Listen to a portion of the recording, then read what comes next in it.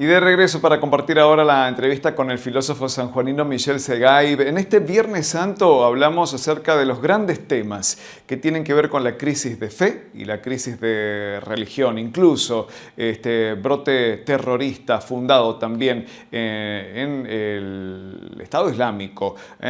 Todo esto bajo la atenta mirada de este sanjuanino. Mirá. Sí, bueno, el fenómeno tiene distintas aristas y quizás me gustaría empezar por lo que se ha solido llamar el proceso de secularización de la modernidad. El proceso de secularización, la palabra secularización significa propio del tiempo o del siglo, propio de la época en la que vivimos, ¿no? Entonces, ¿en qué consiste ese proceso de secularización? En una transferencia de lo sagrado. Fíjate vos que algo curioso venía pensando en el camino, que la modernidad, que tiene que ver con el contexto histórico, político y económico en el que el cristianismo está viviendo esa crisis que vos mencionás, la modernidad ha sido la única época de la historia humana que no ha creado ninguna religión. Ah, mirá vos qué interesante eso. No ha creado ninguna religión. Los cultos son los que vienen de la Edad Media antigua y demás. Exactamente, ¿no? La Edad Moderna no ha creado ninguna religión, de aquellas religiones establecidas e instituidas, ¿no? Podemos hablar de otras cosas, sectas, grupos religiosos y demás, pero no propiamente religión, y mucho menos religiones monoteístas, que de hecho son solamente tres, ¿no? Y que tienen su raíz profunda en la raza semítica, ¿no? Estoy hablando de el islamismo, el judaísmo y el cristianismo, cada una en sus distintas versiones, digamos, ¿no? Claro. Entonces, uno de los elementos importantes que tiene que ver con la crisis del cristianismo y un poco también con la crisis de estas religiones monoteístas y el auge de otras religiones, tiene que ver con este proceso de secularización propia de la época moderna. El proceso de secularización, te decía recién, consiste en una traslación de lo sagrado del ámbito institucionalmente religioso al ámbito laico. Digamos, ahora, lo sagrado son otras cosas. No es la religión exclusivamente, no es un determinado Dios exclusivamente.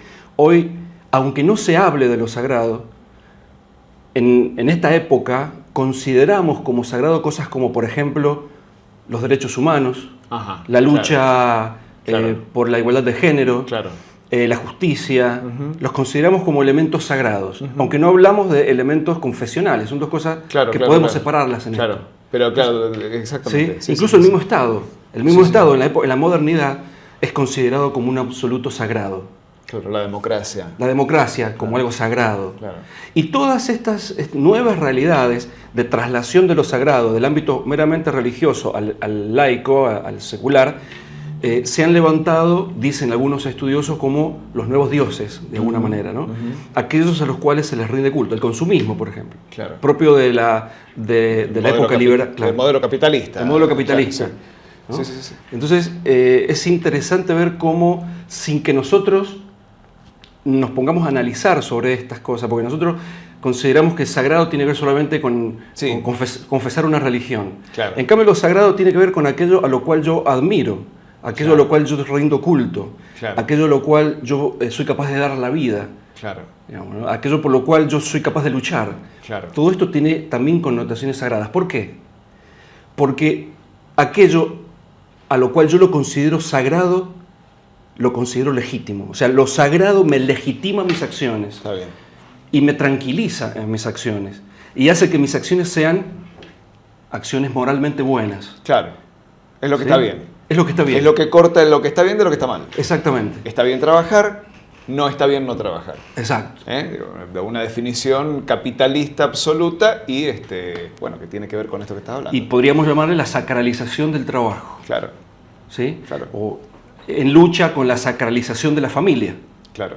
Y ahí empiezan los antagonismos en esta sociedad moderna, que se presenta indiscutiblemente con un perfil voy a repetir la palabra, de antagonismo, es decir, de contrarios, lo bueno y lo malo. Fíjate vos que es un elemento que atraviesa la historia de la humanidad. En el fondo, siempre terminamos hablando de lo mismo. de estos universales, el bien, el mal, Claro, lo que está bien, lo que está mal. Michel, ¿y este proceso de secularización le pega más al cristianismo que a otras religiones? No, yo creo que es un fenómeno propio de la época moderna. ¿Le pega a todas igual? Yo creo que les pega a todas igual. Lo que pasa es que estamos hablando del cristianismo como el fenómeno religioso típico y esencial del mundo occidental.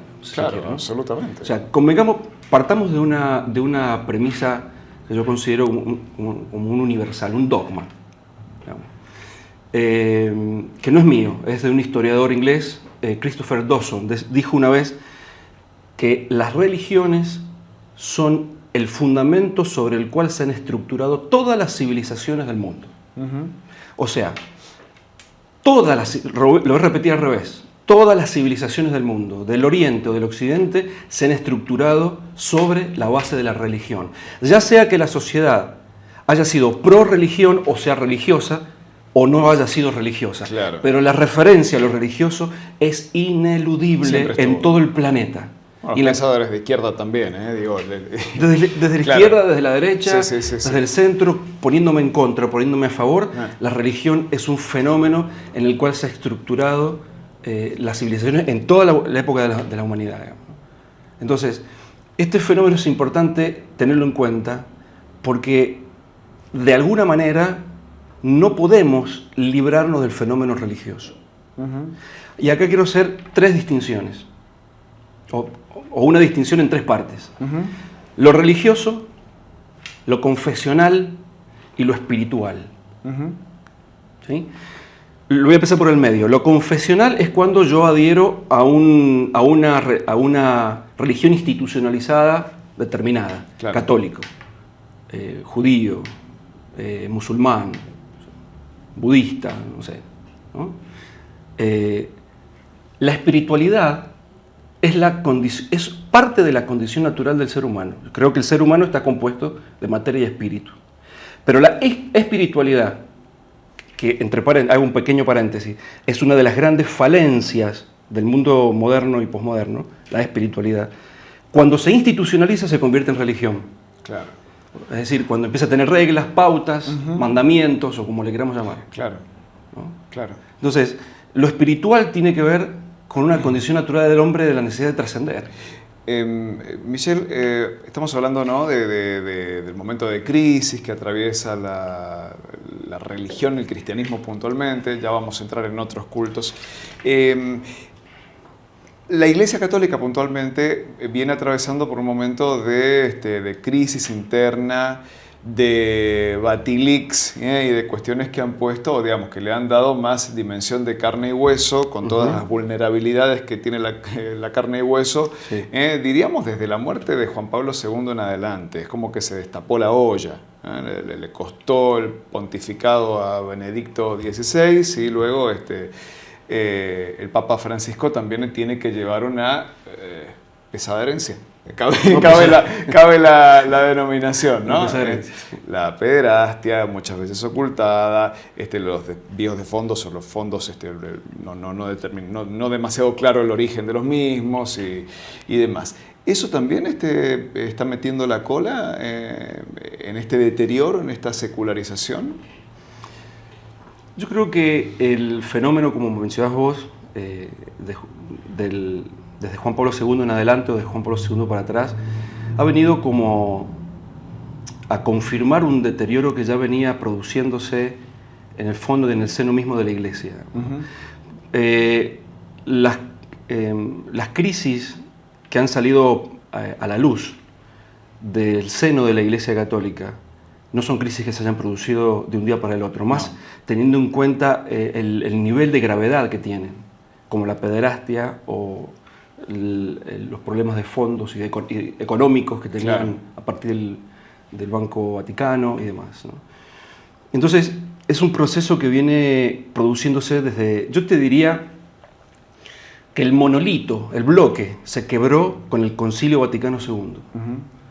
Digamos, yo pondría quizás el quiasmo, llamado la bisagra, en el Concilio Vaticano II. Fue, sin duda algunas, un abrir de aguas, en donde ahí se empezaron a empezaron a verse las verdaderas intenciones y posturas, sobre todo del estamento jerárquico de la Iglesia, al momento de adherir ideológicamente o rechazar ideológicamente la propuesta del Vaticano II.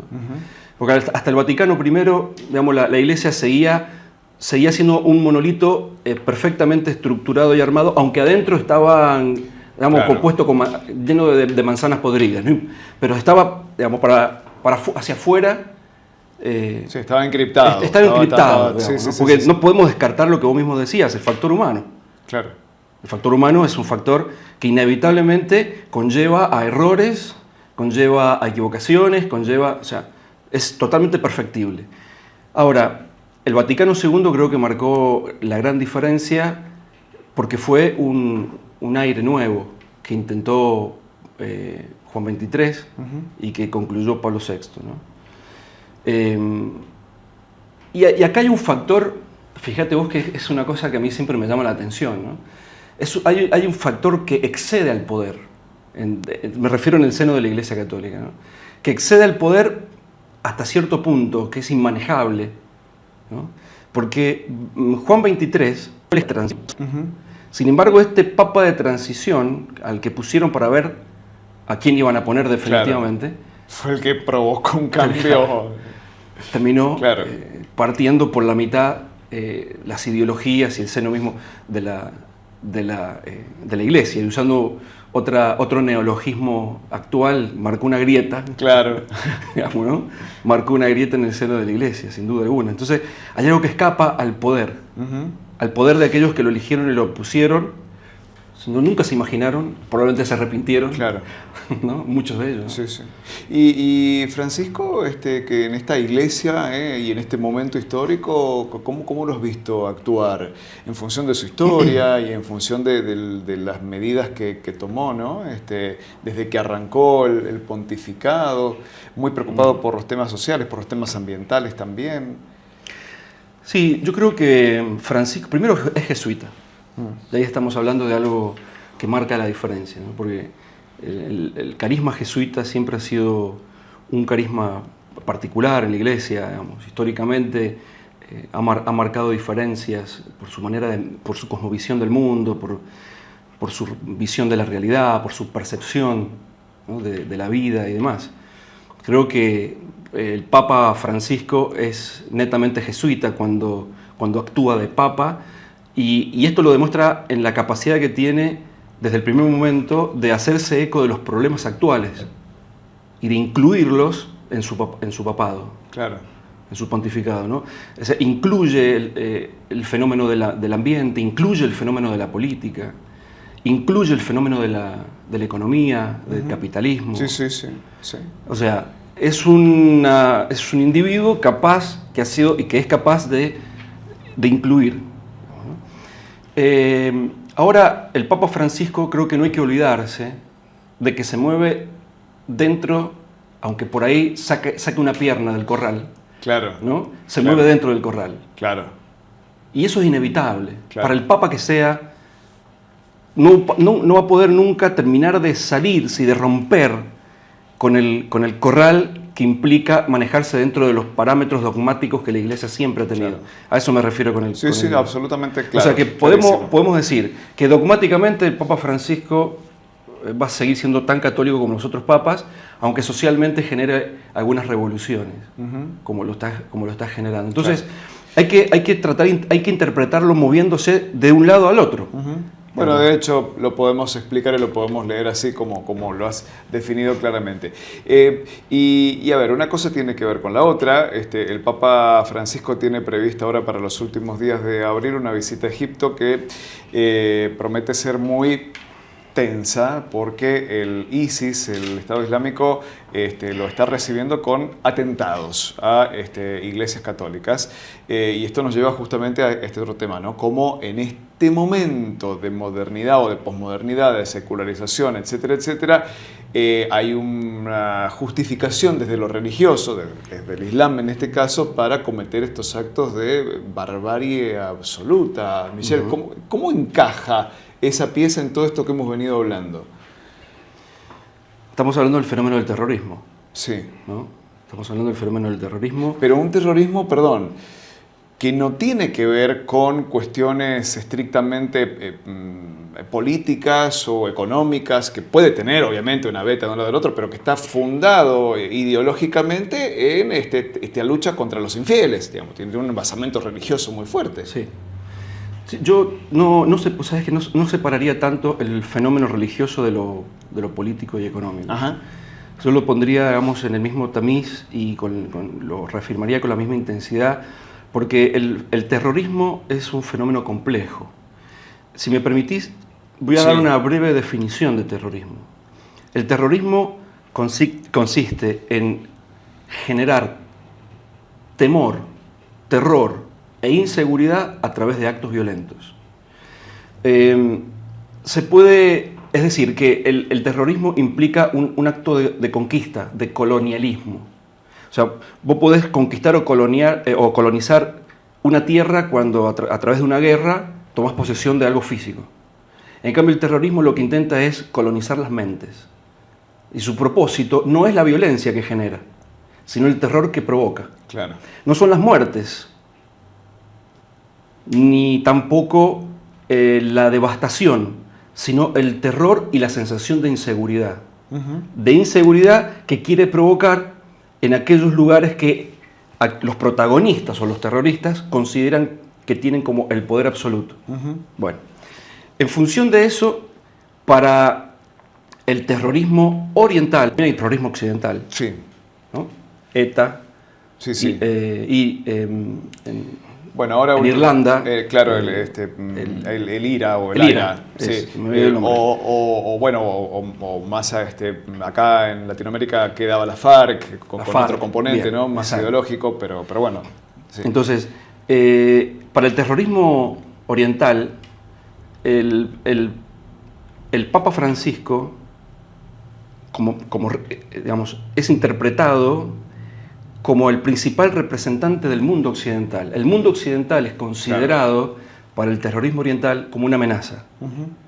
Como una amenaza que quiere invadir, generar conversiones a la fuerza, generar muerte y generar una apropiación, no solamente de las creencias, sino también de cuestiones más económicas y políticas, como los terrenos y lo que ese terreno puede aportar. Claro. ¿No? Te doy un ejemplo muy puntual. Si en Afganistán y en Irak, en vez de petróleo, se hubiese cosechado bananas y mandarinas, ¿entendés? Claro. Estados Unidos no le hubiera importado atacarlo. No, absolutamente de acuerdo, sí. ¿Sí? Exactamente. Ahora, ¿por qué estos fenómenos terroristas tienen una connotación fuertemente religiosa, como lo que acabas de mencionar, estos ataques a iglesias? A iglesias cristianas. Estamos hablando, claro. ¿no? Sí. ¿Por qué? Porque el terrorismo ataca símbolos. Por ejemplo, el 11 de septiembre. Claro, las el símbolo gemelas. del capitalismo. Sí. Ataca símbolos, porque al atacar símbolos cree el terrorismo que va a atacar el sistema que sostiene esos símbolos. Entonces, las iglesias católicas es un lugar donde el Papa Francisco supuestamente va a ir a visitar. Con seguridad. Y si están destruidas, claro. ¿qué va a visitar? Claro. Va a visitar un símbolo destruido. Claro. Como una manera de decir, no se metan con nosotros. Pero además, el tema de lo religioso, que tiene una fuerte connotación política y económica, lo que hace es legitimar esas acciones. Lo que hablamos al principio, las legitima, las aprueba, las convierte en legales. No nos olvidemos que las raíces más profundas y antiguas, religiosas, que legitiman de una manera la violencia, tienen que ver con la religión judía del Antiguo Testamento y la religión islámica, que data también de la misma época. Claro. ¿No es cierto? La violencia ha sido un elemento y un instrumento de conquista. Claro. O sea, nosotros lo podemos ver ahora, quien ve la novela de Josué y la Tierra Prometida, el pueblo judío se fue convirtiendo de un pueblo esclavo a un pueblo guerrero y fue... sí, ¿no? Hasta hoy. Hasta hoy, ¿de verdad? Entonces, el Islam también, porque tiene sus fuertes raíces hebreas, surgen de la misma raíz de semítica. la cuna esta, sí. Entonces, Bueno, la violencia, cuando la violencia está, y con eso termino, está legitimada por la religión, le da dos cosas al que se inmola, o al terrorista o a la organización. Primero, le da una sensación de pertenencia a la organización por la cual se inmola. O sea, que intercambia identidad por pertenencia. Y por otro lado, le da un nivel de trascendencia. Claro. Porque se enfrenta a un fenómeno como es la muerte, que provoca que esa persona trascienda, no muera con la muerte, sino que quede en la memoria y en el recuerdo de todos. Lo cual termina respondiendo a la necesidad de todo ser humano, que es la necesidad de no morir, de trascender, sí. Pero, digamos, con un método equivocado, que es la violencia, y que genera además, lo que decíamos al principio, el terror y la inseguridad. Y de este modo hemos llegado al final de esta nueva entrega en el ciclo de las entrevistas de Banda Ancha. Yo te quiero agradecer que nos hayas elegido e invitarte a reencontrarnos el próximo lunes, como cada noche, aquí en la pantalla de Canal 13 San Juan TV. Nos vemos.